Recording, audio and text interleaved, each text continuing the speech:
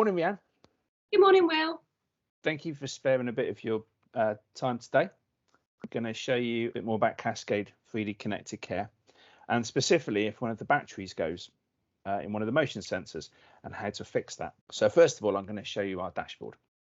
So this is my test dashboard. Now I know the dashboard you have in your house has a lot more different sensors on it, but this is just a test dashboard showing you one solid blue line, which is for my motion sensor number 1, which I have in my hand.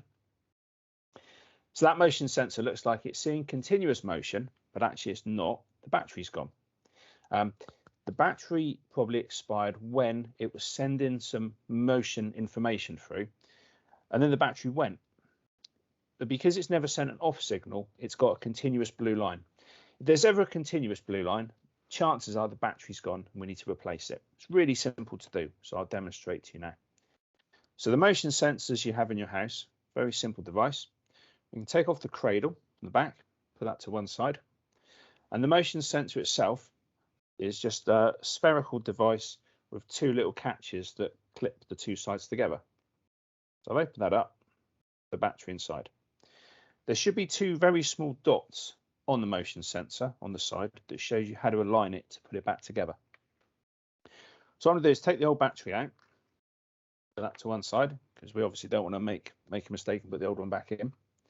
Then I'm going to get the new battery and I'm going to put it in the right way, making sure the positives and the negatives are aligned.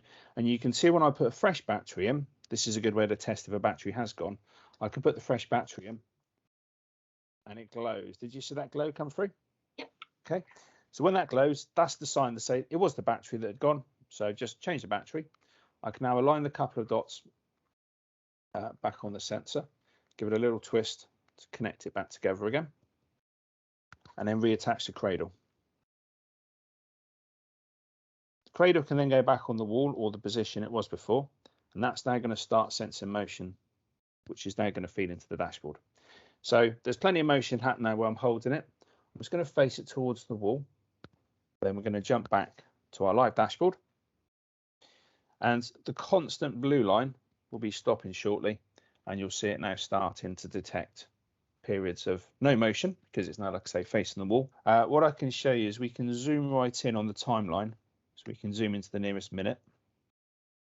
So it's still sensing the actual time we've got now. But in a second, hopefully, we'll see some white space come into that blue line to show there's actually no motion being detected because the battery's working again. So go to the dashboard to test it all, zoom right in on the timeline, and then hopefully we'll see that updated.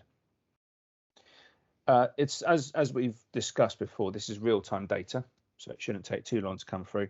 But obviously it might be a minute or 2 before it comes through, but it's coming through in real time, so hopefully it shouldn't take too long at all to update. Okay, Rhiannon, so come back to the dashboard. You can now see we've got some white space appearing, showing there's no motion being detected. And probably before I leave this job, to make sure I've done it completely, I'm just going to turn my motion sensor back round again, picking it up, making some motion in front of it, putting it down again. Now, the way our motion detectors work is you can see on this timeline, it's segmented by minutes. So it's going to hopefully see some motion in the next block, but then not the block after that. So we just leave it to update, just to make sure it's totally done. Then I know I'm happy the battery's now working again, we're back up and running, and I can leave it there hopefully for a good few more months before the battery needs any more attention. So on average, we think our batteries last about 6 to 12 months, but it really does depend on how high motion an area the sensor's deployed in. If it's in an area there's a constant lot of motion, perhaps like a busy kitchen or busy lounge, the battery's going to be used up a lot quicker than if it's in an area of, say, like a bathroom that has, frequent visits throughout the day, but not sort of constant motion.